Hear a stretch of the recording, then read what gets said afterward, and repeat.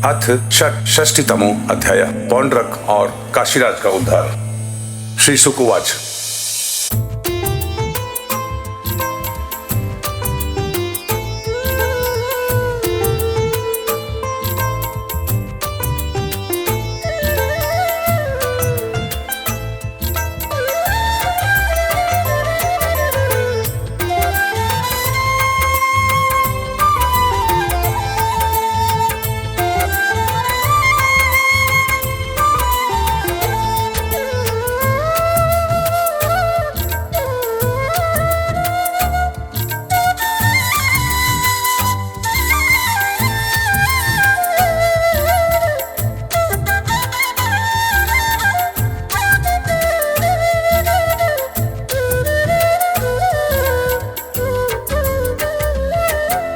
नंद व्रजं गते रामे करुषाधिपतिर्नृपं वासुदेव हमेत्यज्ञ दूतं कृष्णाय प्राणिहो। श्री सुखदेव जी कहते हैं, परीक्षित, जब भगवान बलराम जी नंद बाबा के व्रज में गए हुए थे तब पीछे से करुष देश के अज्ञानी राजा पौंड्रक ने भगवान श्री कृष्ण के पास एक दूत भेजकर यह कहलाया कि भगवान वासुदेव मैं हूँ। त्वं वासुदेव भगवान अतीर्णो जगत्पति इति प्रस्थो मितो बालमेन आत्मनमच्युतम्। मूर्ख लोग उसे बहकाया करते थे कि आप ही भगवान वासुदेव हैं और जगत की रक्षा के लिए पृथ्वी पर अवतीर्ण हुए हैं। इसका फल यह हुआ कि वह मूर्ख अपने को ही भगवान मान बैठा।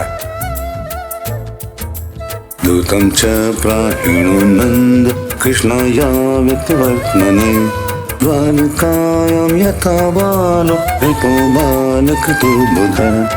जैसे बच्चे आपस में खेलते समय किसी बालक को ही राजा मान लेते हैं, वह राजा की तरह उसके साथ व्यवहार करने लगता है। वैसे ही मंदगति अज्ञानी पौंड्रक ने अचिंत गति भगवान श्री कृष्ण की लीला और रहस्य न जानकर द्वारका में उनके पास दूत भेज दिया। दूतस्तु द्वारकायामेति सभायामास्थितं प्रभुं कृष्णं कमलपत्राक्षं राज्यसन्देशमब्रवीत्। पौंड्रक का दूत द्वारका आया और राजसभा में बैठे हुए कमल नयन भगवान श्री कृष्ण को उसने अपने राजा का यह संदेश कह सुनाया। वासुदेवो अतीर्णो अमिक एव न चापरन् भूतानामनुकम्पार्थं भवतो मेत्यभिधां त्यज। एकमात्र मैं ही वासुदेव हूँ, दूसरा कोई नहीं है। प्राणियों पर कृपा करने के लिए मैंने ही अवतार ग्रहण किया है। तुमने झूठ मूठ अपना नाम वासुदेव रख दिया है, अब उसे छोड़ दो। यानि त्वमस्मच्चिह्नानि मौढ्याद्विभर्षि सात्वतं त्यक्त्वैमां त्वं शरणं नो चेद्देहि ममाभवम्। यदुवंशी, तुमने मूर्तावश मेरे चिन्ह धारण कर रखे हैं, उन्हें छोड़कर मेरी शरण में आओ और यदि मेरी बात तुम्हें स्वीकार न हो तो मुझसे युद्ध करो। श्री शुक उवाच।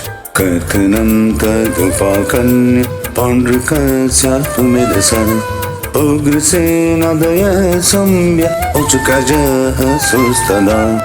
श्री सुखदेव जी कहते हैं, परीक्षित, मंदमती पौंड्रक की यह बहक सुनकर उग्रसेन आदि सभासद जोर जोर से हंसने लगे।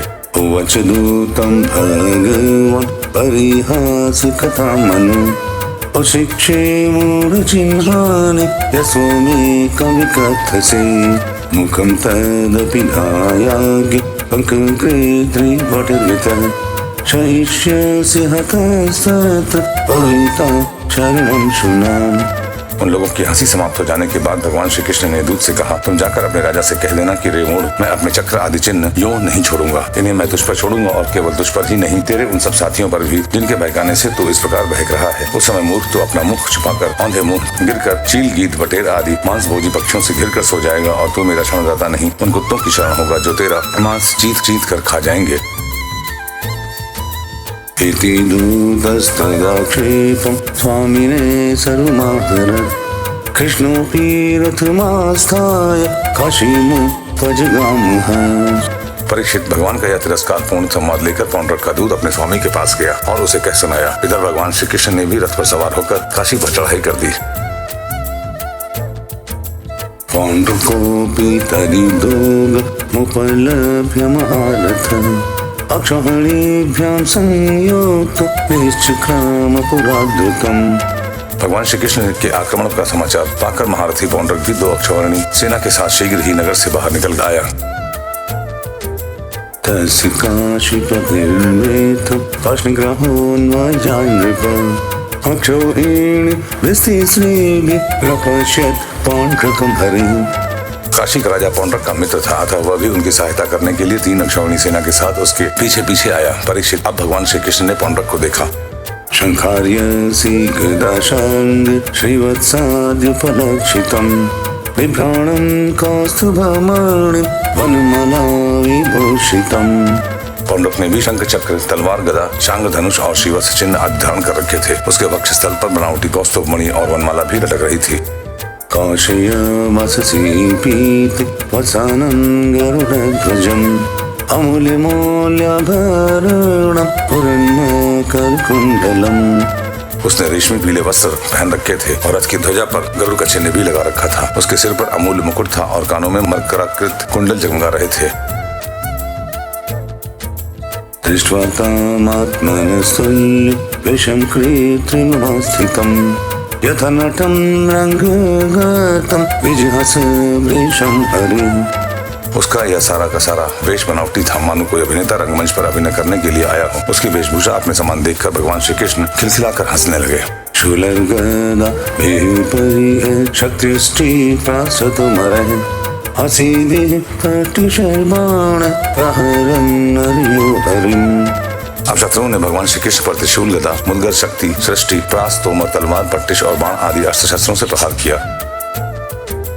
कृष्णस्तु तत्पौंड्रक काशीराजयोर् बलं गच्छस्यन्द् नवाजि प्रतिमत् गदासि चक्रेषु विरार्दयत् वृषं यथा युगान्ते प्रजा। प्रलय के समय जिस प्रकार आग सभी प्रकार के प्राणियों को जला देती है, वैसे ही भगवान श्री कृष्ण ने भी गदा, तलवार, चक्र और बाण आदि शस्त्रास्त्रों से पौंड्रक तथा काशी राजा के हाथी, रथ, घोड़े और पैदल की चतुरंगनी सेना को तहस नहस कर दिया। आयुधनं तद्रवाजी कुंजर त्रिपत् खरोष्ट्रेर प्रियावखण्डितः बाभोचितं मोदमहं मनस्विना मा क्रीडनं भूत तेरिवोल्बणम्। रणभूमि भगवान के चक्र से खंड खंड हुए रथ, घोड़े, हाथी, मनुष्य, गधे और ऊंटों से पट गई। उस समय ऐसा मालूम हो रहा था मानो वह भूतनाथ शंकर की भयंकर क्रीड़ा स्थली हो। उसे देख देख कर शूरवीरों का उत्साह और भी बढ़ रहा था। अतः पौंड्रकं शौर्यभो पौंड्रक यद्भवान् दूतवाक्येन मामाह धन्यश्रेणीत्रिजामिते। अब भगवान श्री कृष्ण ने पौंड्रक से कहा, रे पौंड्रक, तूने दूत के साथ कहलाया था कि मेरे चिन्ह, अस्त्र, शस्त्र आदि छोड़ दो, सो अब मैं उन्हें तुझ पर छोड़ रहा हूँ। त्याजयिष्वेदानं यत्त्वयाज्ञं जागृतं प्रजामि शरणं तेद्य यदि नेक्षामि संयुगम्। तूने झूठ मूठ मेरा नाम रख लिया है, अतः मूर्ख, अब मैं तुझसे उन नामों को भी छुड़ा कर रहूंगा। रही तेरे शरण में आने की बात, सो यदि मैं तुझसे युद्ध न कर सकूंगा तो तेरी शरण ग्रहण करूंगा। इति चेप्त्वा श्वेतबाण विरतिकृत्य पौंड्रकम् शिरोवेक्षत् रथाङ्गेन वज्रेणेन्द्रो यथा गिरे। भगवान श्री कृष्ण ने इस प्रकार पौंड्रक का तिरस्कार करके अपने तीखे बाणों से उसके रथ को तोड़ फोड़ डाला और चक्र से उसका सिर वैसे ही उतार दिया जैसे इंद्र ने अपने वज्र से पहाड़ की चोटियों को उखाड़ दिया था। तथा काशीपतिः कायं शिरोत्क्रीय पतिभिः न्यपातयत् काशीपुर्यं पद्मकोशमिवानिलम्। इसी प्रकार भगवान ने अपने बाणों से काशी नरेश का सिर भी धड़ से ऊपर उड़ाकर काशीपुरी में गिरा दिया, जैसे वायु कमल का पुष्प गिरा देती है। एवं शरणं हत्वा पौंड्रकं ससखं हरे द्वारकामाविशत्सेद हीयमान कथामृतः। इस प्रकार अपने साथ डाह रखने वाले पौंड्रक को और उसके सखा काशी नरेश को मारकर भगवान श्री कृष्ण अपनी राजधानी द्वारका में लौट आए। उस समय सिद्धगण भगवान की अमृतमयी कथा का गान कर रहे थे। स नित्यं भगवद्ध्यान प्रध्वस्ताखिल बन्धनः प्राणश्च हरे राजन् स्वरूपं तन्मयो भवत्। परीक्षित, पौंड्रक भगवान के रूप का चाहे वह किसी भाव से हो सदा चिंतन करता रहता है। इससे उसके सारे बंधन कट गए। वह भगवान का बनावटी वेश धारण किए रहता है। इससे बार बार उसी का स्मरण होने के कारण वह भगवान के स्वरूप को ही प्राप्त हुआ। शिरःपतितमालोक्य राजद्वार सकुण्डलम् किमिदं कस्य वावक्त्रमिति संशेषे जनः। इधर काशी में राजमहल के दरवाजे पर एक कुंडल मंडित मुंड गिरा देखकर लोग तरह तरह का संदेह करने लगे और सोचने लगे कि यह क्या है, यह किसका सिर है। राज्ञः काशीपतिर्ज्ञात्वा महिषे पुत्रबान्धवः पौरशः हता राजनाथनाथेति प्रारुदन्। जब यह मालूम हुआ कि वह तो काशी नरेश का ही सिर है, तब रानियां, राजकुमार, राज परिवार के लोग तथा नागरिक रो रो कर विलाप करने लगे। हा नाथ, हा राजन, हाय हाय, हमारा तो सर्वनाश हो गया। सुदक्षिणस्तस्य सूतः कृत्वा संसारविलितुः यत् पितृहन्तारं यास्याम्यथाचितिं पितुः इत्यात्मनाभिसन्धाय सुपदयो माहेश्वरम् सुदक्षिणोर्चयमास अरुणेन समाधिना। काशी नरेश का पुत्र था सुदक्षिण। उसने अपने पिता का अंत्येष्टि संस्कार करके मन ही मन यह निश्चय किया कि अपने पितृघाती को मारकर ही मैं पिता के ऋण से ऋण हो सकूंगा। निदान वह अपने कुल पुरोहित और आचार्यों के साथ अत्यंत एकाग्रता से भगवान शंकर की आराधना करने लगा। प्रीतो विमुक्ते भगवांस्तस्मै परमदाभवः पितृहन्त्री वधोपायं स्वव्रे परमेशितम्। काशी नगरी में उसकी आराधना से प्रसन्न होकर भगवान शंकर ने वर देने को कहा। सुदक्षिण ने यह अभीष्ट वर मांगा कि मुझे अपने पितृघाती के वध का उपाय बतलाइए। दक्षिणाग्निं परिचर ब्राह्मणे सनभृत्निजम् अभिचर विधानेन सचाग्ने प्रणतर्वृतः साधयिष्यति संकल्प ब्राह्मण्य प्रयोजितः इत्यादिष्ट तथा चक्री कृष्णाया विचरन्ति। भगवान शंकर ने कहा, तुम ब्राह्मणों के साथ मिलकर यज्ञ के देवता ऋत्विक भूत दक्षिणाग्नि की विचार विधि से आराधना करो। इससे वह अग्नि प्रमथ गणों के साथ प्रकट होकर यदि ब्राह्मणों के अभक्त पर प्रयोग करोगे तो वह तुम्हारा संकल्प सिद्ध करेगा। भगवान शंकर की ऐसी आज्ञा प्राप्त करके सुदक्षिण ने अनुष्ठान के उपयुक्त नियम ग्रहण किए और वह भगवान श्री कृष्ण के लिए अभिचार करने लगा। ततोऽग्निरुत्थितः कुण्ड मूर्तिमानतिभीषणः तप्तताम्रशिखाश्मश्रु रंगारोदलोचनः। अभिचार पूर्ण होते ही यज्ञ कुंड से अति भीषण अग्नि मूर्तिमान होकर प्रकट हुआ। उसके केश और दाढ़ी मूंछ तपे हुए तांबे के समान लाल लाल थे। आंखों से अंगारे बरस रहे थे। दशुग्र भ्रुकुटिदण्ड कठोरस्य स्वजिह्वया आलिहन् श्रीकिणीनाग्नो हृदुवंशे शिखं ज्वलम्। उग्र दाढ़ों और टेढ़ी भ्रुकुटियों के कारण उसके मुख से क्रूरता टपक रही थी। वह अपनी जीभ से मुख के दोनों कोने चाट रहा था। शरीर नंग धड़ंग था, हाथ में त्रिशूल लिए हुए था जिसे वह बार बार घुमाता जाता था और उसमें से अग्नि की लपटें निकल रही थीं। अभ्यन्ताल प्रमाणात् कम्पयन्नवनीतलम् सोऽभ्यतावद्वितो भूतन् पादकां प्रदहन् दिशः। ताड़ के पेड़ के समान बड़ी बड़ी टांगें थीं। वह अपने वेग से धरती को कंपाता हुआ और ज्वालाओं से 10 दिशाओं को दग्ध करता हुआ द्वारका की ओर दौड़ा और बात की बात में द्वारका के पास जा पहुंचा। उसके साथ बहुत से भूत भी थे। तमाभिचारदहन् मायन्तं द्वारकोऽकसः विलोकितत्र सुसर्ववनदहे मृगायथा। उस अभिचार की आग को बिल्कुल पास आई हुई देख द्वारकावासी वैसे ही डर गए जैसे जंगल में आग लगने पर हरिण डर जाते हैं। अक्षयसभायां क्रीडन्तं भगवन्तं भयातुरः त्राहि त्राहि त्रिलोकेश वनप्रदहतुरम्। वे लोग भयभीत होकर भगवान के पास दौड़े हुए आए। भगवान उस समय सभा में चौसर खेल रहे थे। उन लोगों ने भगवान से प्रार्थना की, तीनों लोगों के एकमात्र स्वामी द्वारका नगरी इस आग से भस्म हो जाना चाहती थी। आप हमारी रक्षा कीजिए, आपके सिवा इसकी रक्षा और कोई नहीं कर सकता। श्रुत्वा तज्जगवक्लव्य दृष्ट्वा स्वानं च साध्वसम् शरण्यः सम्प्रहस्याः माघष्टेत्तस्म्यहम्। शरणागत वत्सल भगवान ने देखा कि हमारे स्वजन भयभीत हो रहे हैं और पुकार पुकार कर विकलता भरे स्वर से हमारी प्रार्थना कर रहे हैं। तब उन्होंने हंसकर कहा, डरो मत, मैं तुम लोगों की रक्षा करूंगा। सर्वस्यान्तर्बहिः साक्षि नित्यं माहेश्वरीं विभुः विज्ञाय तद्विघातार्थम् आश्वस्तं चक्रमादिशत्। परीक्षित, भगवान सबके बाहर भीतर की जानने वाले हैं। वे जान गए कि यह काशी से चली हुई माहेश्वरी कृत्य है। उन्होंने उसके प्रतिकार के लिए अपने पास ही विराजमान चक्र सुदर्शन को आज्ञा दी। सूर्यकोटि प्रतिमं सुदर्शनं जाज्वल्यमानं प्रलय नयनप्रभं स्वतेजसा ककुपोतरोदसी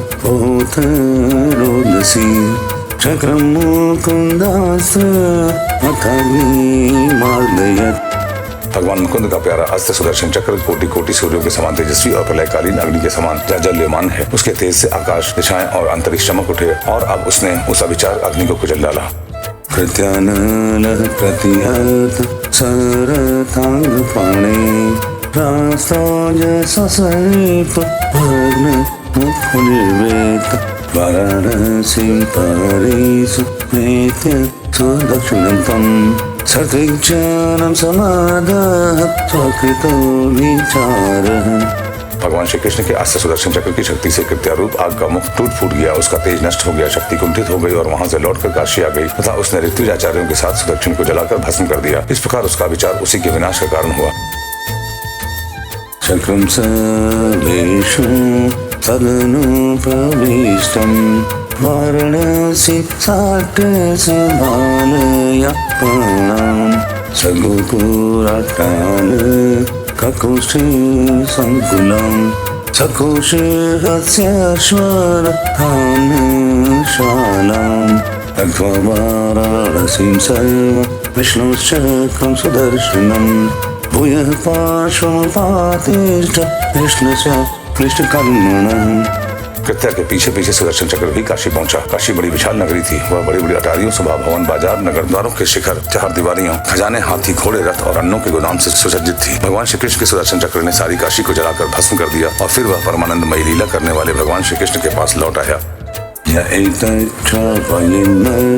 उत्तम श्लोक विक्रमं समाहितो वाचयात् प्रमुच्यते। जो मनुष्य पुण्य कीर्ति भगवान श्री कृष्ण के इस चरित्र को एकाग्रता के साथ सुनता या सुनाता है, वह सारे पापों से छूट जाता है।